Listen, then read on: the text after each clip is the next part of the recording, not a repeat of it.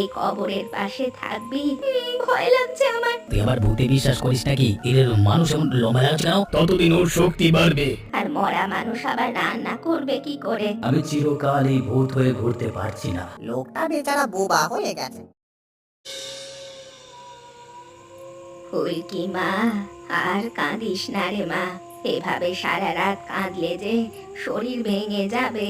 তোর বাবা চলে গেছে, সেটা তো আর কেউ ফেরাতে পারবে না। কিন্তু তুই যদি এভাবে না খেয়ে থাকিস, তবে যে তোর বাবার আত্মাও শান্তি পাবে না। আমার কিছু ভালো লাগছে না। তা বললে তো হবে না মা। আয়, একটু ভাত খেয়ে নে মা। যতই দুঃখ কষ্ট হোক, দুনিয়াটা কারোর জন্য থেমে থাকে না। ঠাকুমা, বাবা চলে গেল আমাকে একা ফেলে। ওই ঘরে কি করে থাকবো বলো? এখন কে আমার পাশে থাকবে বলো তো ঠাকুমা? তাছাড়া আমার তো ভয় করে বলো। তোর বাবা ভালো মানুষ ছিল মা, কিন্তু তুই একা এই কবরের পাশে থাকবি, এটা আমি ঠিক মেনে নিতে পারছি না। রাতে কেউ এই দিকটায় আসে না ফুলকি, জায়গাটা নির্জন। আমার কেমন যেন মনে হচ্ছে। আমি যতক্ষণ বেঁচে আছি, তোকে আমি একা ছাড়বো না। তুই আমার কাছে চলে আয়, আমার ঘরেই থাকবি। না ঠাকুমা, এই ঘর ছাড়বো না আমি। বাবার কবর এই ঘরের পাশে। বাবা একা থাকবে আর আমি দূরে চলে যাব, তা যে কখনো হয় না ঠাকুমা। আচ্ছা মা, আমি আর তোকে জোর করব না, কিন্তু একটু কিছু খেয়ে নে। যদি নিজের মন না চায়, তাহলে বাবার কথা ভেবে হলেও খা রে মা। তুই যদি ভেঙে পড়িস, তোর বাপের কষ্টই বাড়বে। ভাত দাও ঠাকুমা, বেশি না, অল্প দিও। গলা দিয়ে নামবে কিনা জানি না, কিন্তু বাবার কথা যদি সত্যি হয়, তাহলে আমি না খেলে উনি কষ্ট পাবেন। এই তো আমার ভালো সোনা মেয়ে, একটু একটু করে খা। আর শোন, রাতে ভয় লাগলে আমাকে চেঁচিয়ে ডাকবি, আমি দূরে হলেও ঠিক শুনতে পাবো। তুমি আসবে তো আবার? চলে গেলে ঘরটা আবার কেমন ফাঁকা হয়ে যাবে। আবার ভোরে আসবো, আর তুই যদি বলিস, তাহলে চাইলে আজ রাতে এখানেই থাকতে পারি। না ঠাকুমা, তুমি যাও।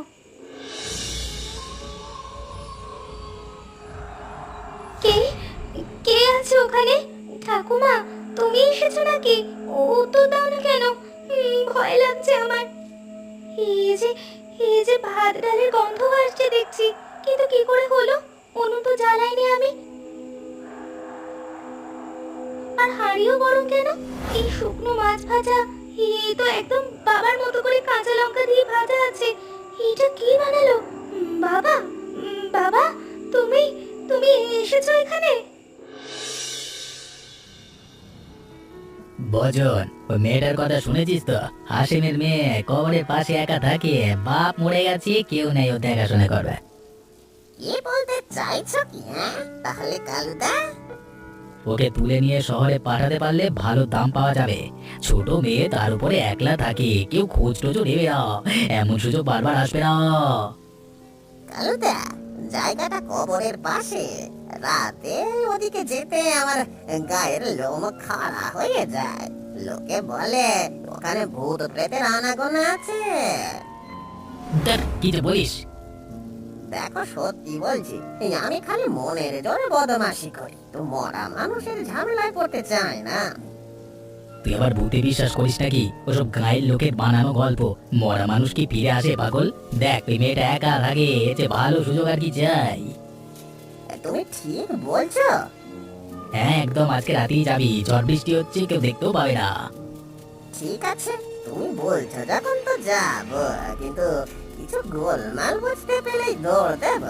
আগেই বলে রাখলাম, পরে যেন বলো না ভজন ভয় পায়। এত ভীতু হলে পেট চলে? শহরের দালালটা সেদিন এসে বলে গেছে, যত কম বয়সের মেয়ে দেব, তত দাম বেশি পাবো, বুঝলি? এক রাতের কাজ, আর হাতে মোটা টাকা আসবে কাজটা করতে পারলে। গায়ে বসে বিড়ি টানবার চেয়ে এটা করলে আমাদের ভালো হবে। কিন্তু একবার ভাবো, মেয়েটা যদি চিৎকার করে। মুখে কাপড় চেপে ধরবি, তারপর কাঁধে তুলে সোজা বাঁশ ঝাড় পেরিয়ে রাস্তা ধরে পালাবি, কেউ টের পাবে না। ভোর হওয়ার আগে কাজ শেষ হয়ে যাবে। হাসেম বেঁচে থাকলে পারতে কাজটা করতে। হ্যাঁ, বেঁচে থাকলে তো হবে তো, সে মরেছে বলেই তো এত কথা ভাবতে পারছি। মরা মানুষের ভয় দেখিয়ে আমাকে থামিয়ে রাখা যাবে না, সেটা বুঝতে দিতে হবে। আরে চলো, তবে কিছু অস্বাভাবিক দেখলে আমি আগে দৌড় দেবো, এটা বলে যাচ্ছি তোমাকে। সে দৌড় দিবি ঠিক আছে, কিন্তু মেয়েটাকে কাঁধে তুলে নিয়ে দিবি, ঠিক আছে?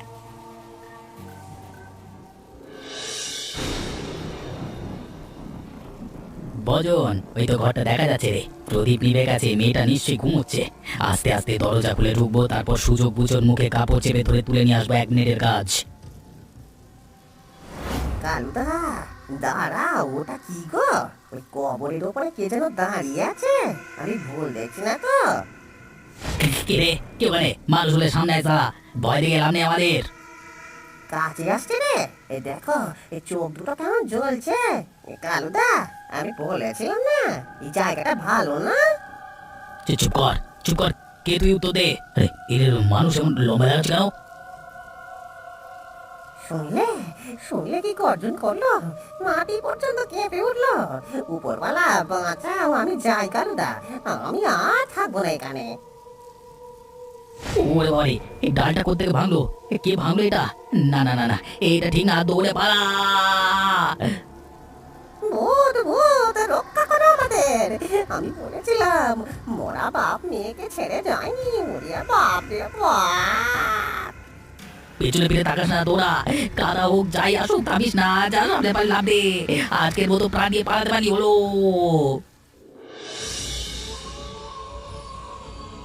বাবা, বাবা তুমি এসেছো? আমি জানতাম তুমি আসবে। বাবা, রাতে কে যেন আমার ঘরের কাছে এসেছিল, আমি ভয় পেয়ে গিয়েছিলাম খুব, কিন্তু তারপর একটা ভয়ানক আওয়াজ হলো আর ওরা পালিয়ে গেল। তুই ভয় পেয়েছিলিস? হ্যাঁ, কিন্তু ওটা তুমিই ছিলে, তাই না বাবা? আমার ডাক শুনে তুমি এসেছিলে। ফুলকি মা, আমি আছি তোর কাছে। যতদিন তুই থাকবি তোর পাশে থাকবো আমি। কেউ তোর কিচ্ছু করতে পারবে না, ভয় পাবি না।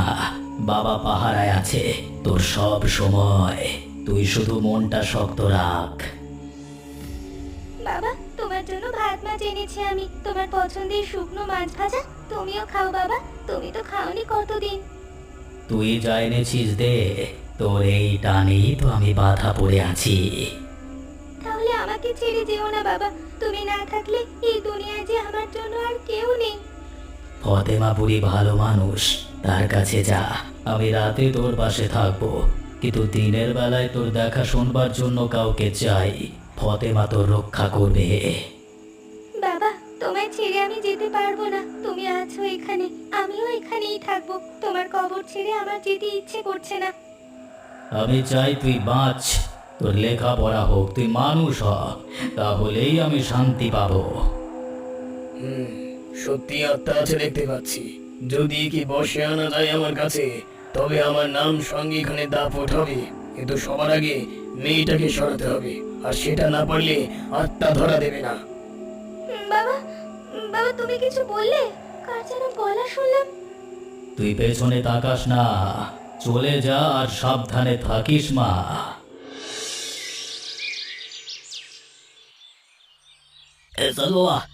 ভাগ্য ভালো যে আপনার দেখা পেলাম, সত্যি কথা বলছি। কালকে রাতে আমরা ভূত দেখেছি, লম্বা ছায়া, আগুনের মতো চোখ, এমন ভয়ানক জিনিস বাপে জমে দেখিনি। ভয় পেয়েছিলিস তোরা? হ্যাঁ, খুব জোর ভয় পেয়েছিলাম, তবে প্রাণ বাঁচিয়ে পালিয়েছি। আজও আমাদের হাত পা কাঁপছে। আমি তো ভাবছিলাম মরেই যাবো, ওর গর্জন শুনে মাথা ঝিমঝিম করছে এখনো। আমিও জানি, আমিও দেখেছি কাল রাতে ওকে। তাহলে ওটা কি? ওটা হাশেমের আত্মা। ও মরেও মেয়েকে ছাড়তে রাজি নয়, সারাক্ষণ পাহারা দেয় ঘরটার চারপাশে। ওকে বন্দি করতে পারলে আমার শক্তি অনেকখানি বাড়বে। বন্দি করবেন সাধু বাবা? কিন্তু ও যদি আবার সামনে দাঁড়ায়? আমি তান্ত্রিক, ভূত প্রেতকে আমি তোয়াক্কা করি না, তবে সব আত্মা এরকম নয়। যেমন? কিছু আত্মা দুর্বল হয়। হাশেমের শক্তি এসেছে তার মেয়ের টান থেকে। মেয়েটা বেঁচে আছে, আর ভালোবেসে তাই সে জেগে আছে। তাহলে মেয়েটাই আসলে বন্ধন, না? হ্যাঁ, যতদিন মেয়েটা ওর কাছে আছে ততদিন ওর শক্তি বাড়বে। মেয়েটাকে সরাতে পারলে বাকিটা সহজ হয়ে যাবে। তখন মন্ত্র, আগুন আর পেরেক দিয়ে আত্মাকে বেঁধে ফেলা যায়। মেয়েটাকে সরানোর দায়িত্ব আমাদের সাধু বাবা। আপনি শুধু এই ভূতটাকে সামলান, কাজ হলে টাকা পয়সা ভাগ করে নেবো, কেমন? তোদের লোভই তোদের সব বিনাশ করবে। তবু শোন, মেয়েটা তোরা নে, আত্মা আমি নেব। তবে মেয়েটাকে চেঁচানোর আগেই ধরতে হবে। কাজের সময় আপনি পালাবেন না যেন। কাল যা দেখেছি তাতে আর ভরসা পাই না। আমি পালাই না, আমাবস্যার রাত আসছে সামনে। ওই রাতেই সবকিছু করতে হবে। ঠিক আছে, অমাবস্যাতেই শেষ খেলা হবে আমাদের। হ্যাঁ,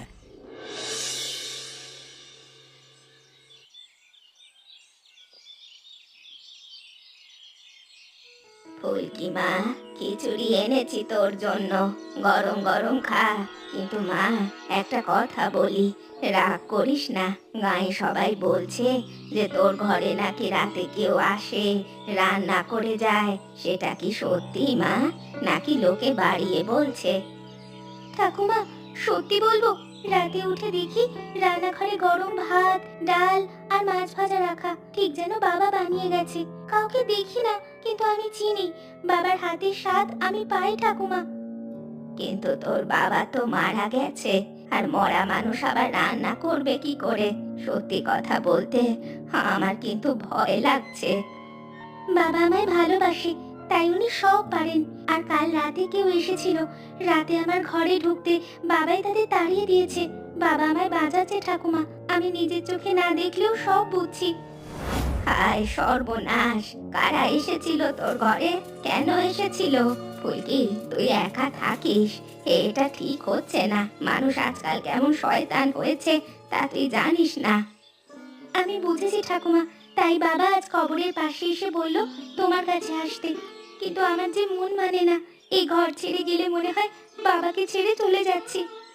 তুই বাবাকে ছাড়বি না মা, আমি তোকে নিয়ে গেলেও রোজ কবর দেখাতে আনবো। তুই শুধু নিরাপদ থাক, তোর বাপ থাকলে এটুকুই চাইতো। একটু সময় দাও ঠাকুমা, আজকে রাতটা থাকি। যদি বাবা আবার আসে, আমি কাল বলবো তোমার এই কথা। চুপ করে আয়, মেয়েটা বাইরে বসে আছে, ঘুমাই না এখনো, এটাই ভালো। বাইরে থাকলে টানতে সুবিধে হবে আমাদের। অন্ধকারটা কেমন যেন লাগছে কালুদা, নিজের হাতও ঠিক মতো দেখা যাচ্ছে না।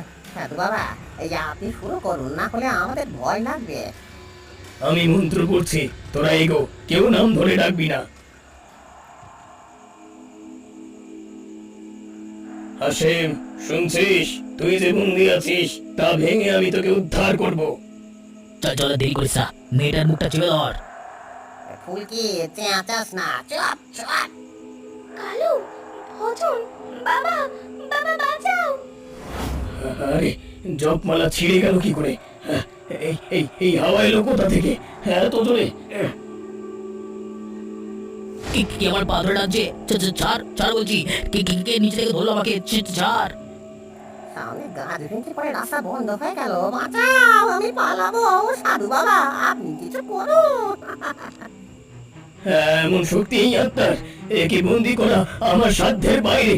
না না, ছেড়ে দাও আমাকে। তোরা তোরা প্রাণ বাঁচিয়ে পালা আগে। আবার সেই গর্জন, কান ফেটে যাচ্ছে আমার। তোরা ভজন তোরা।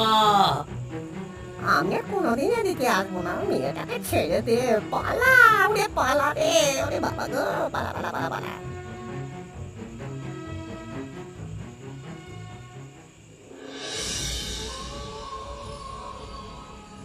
কে এত রাতে দরজায় ঠক ঠক কে করছে? ফুলকি, এ কি অবস্থা তোর? এ যে হাসেম। ঠাকুমা, ভয় পেও না, এটা আমার বাবা। আমাকে তোমার হাতে সঁপে দিতে এসেছে। বাবা বলেছে আজ থেকে আমি তোমার কাছে থাকবো। হাসেম, তুমি? আমি কি স্বপ্ন দেখছি? তুই যদি সত্যি হাসেম হও, বলো কি চাই তোমার? ফতেমা মাসি, তুমি দয়া করে আমার মেয়েটাকে রেখে দাও। আমি চিরকাল এই ভূত হয়ে ঘুরতে পারছি না। ফুলকির দেখাশোনা করবে তুমি। ও যেদি, ও না খেলে খাওয়াবে, কাঁদলে আদর করবে। হাসেম, তুমি নিশ্চিন্ত থাকো। ফুলকি আমার নাতনি, আমি তোকে কথা দিলাম, ওকে আমি কখনো কষ্ট দেব না। যতদিন আমি বাঁচি নিজের সন্তানের মতোই রাখবো। তুই মন শক্ত কর। বাবা, তুমি এখন চলে যাবে, কিন্তু তুমি ফিরবে তো? আমি যদি ডাকি তুমি শুনবে তো? তোর ডাক পেলেই ফিরবো মা, যেমন আজকে ফিরেছি। কিন্তু ফতেমার কথা শুনবি, জেদ করবি না। ফুলকি, আয় মা, ভেতরে আয়। হাসেন, তুই এখন শান্তিতে যা। মেয়ের চিন্তা আমার ওপর রেখে যা শান্তিতে। তুই নির্ভয়ে যা।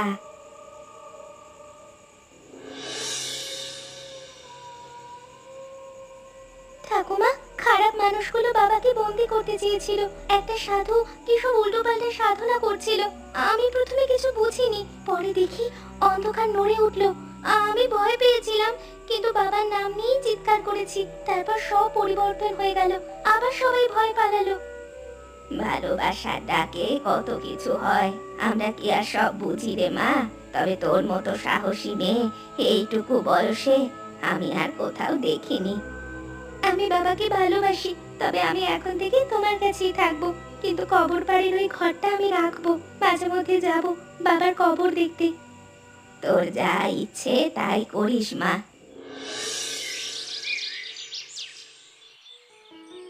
কি রে কালু, তোর মুখ এমন ফ্যাকাশে কেন? সারা রাত জ্বর এসেছিল নাকি তোর? আর বলো না দাদা, সেই ভূতটা আমাকে টেনে নিয়ে গেল গ্রামের অনাচে কানাচে। আমি শপথ করে বলছি, ওটা মানুষের হাত না। ঠিকই বলেছিস ভাই। তাছাড়া মাটির ভেতর থেকে যেন আবার পা চেপে ধরেছিল। আমি আজও হাঁটতে কষ্ট হচ্ছে, এত ব্যথা। সব বলছি রে তো, যা দেখেছি তারপর আর ওদিকে যাবো রে।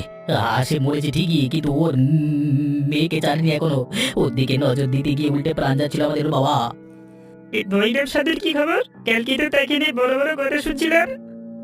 ভৈরব সাধু এখন হাসপাতালে। লোকটা বেচারা বোবা হয়ে গেছে, তার দ্বারা সাধনা হবে না কোনোদিন। কথা বলতে গেলে কেমন যেন একটা পাগলামি করছে। আমার মনে হয় আমাদের এই গ্রাম থেকে চলে যাওয়া ভালো। ঠিক বলেছ। আর গায়ের পাঁচার চক্র ছেড়ে আমরা চলে যাবার পর নিশ্চয়ই আর কেউ চালাতে সাহস পাবে না। আমাদেরও এখন এই গ্রামের পথ ছেড়ে ভালো রাস্তায় ফিরে যাওয়া ভালো বাবা। যা বলো, আমি আর ও পথে যাবো না। টাকা থেকে প্রাণ আগে। চলো চলো, আমরা চলে যাই গ্রাম ছেড়ে, না হলে হয়তো যে কোনো সময় আমরা মরে যেতে পারি। চলো।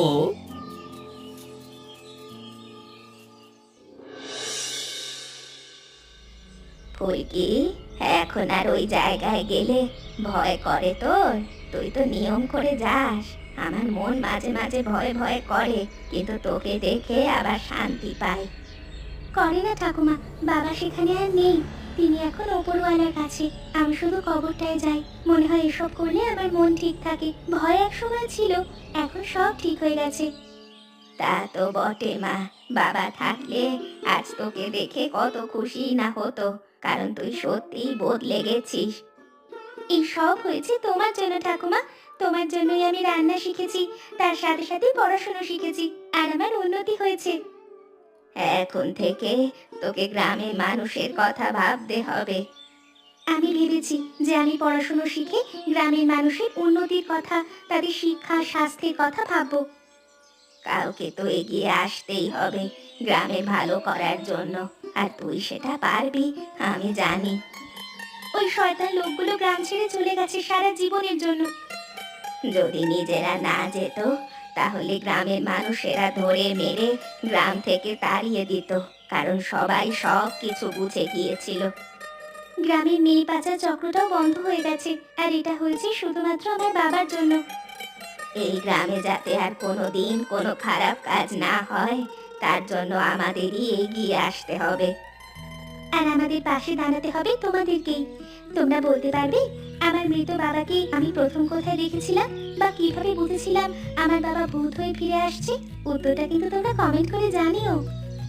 আর তোমরাও দেখো যে তোমাদের আশেপাশে কেউ যেন এমন শয়তানি করতে না পারে। আমাদের গল্পটা কেমন লাগলো তোমরা কমেন্ট করে জানিও, এবং বন্ধুদের সাথে শেয়ার করে আমাদের চ্যানেলটা সাবস্ক্রাইব করে আমাদের পাশে থেকো অবশ্যই।